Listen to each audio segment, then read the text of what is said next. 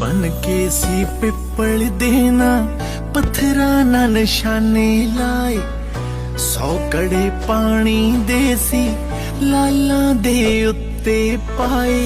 गिलियां शमकां बीमारियां पूरा ना यो घबराए, बोले सोने हाल दे उत्ते ओना जयकारे लाए। जोरावर फतेह सिंह ने उत्थे जयकारे लाए। बल वेखदे रहे कानू ताणी जी, मां गुजरी दे लाला दी दस्यो कहानी जी।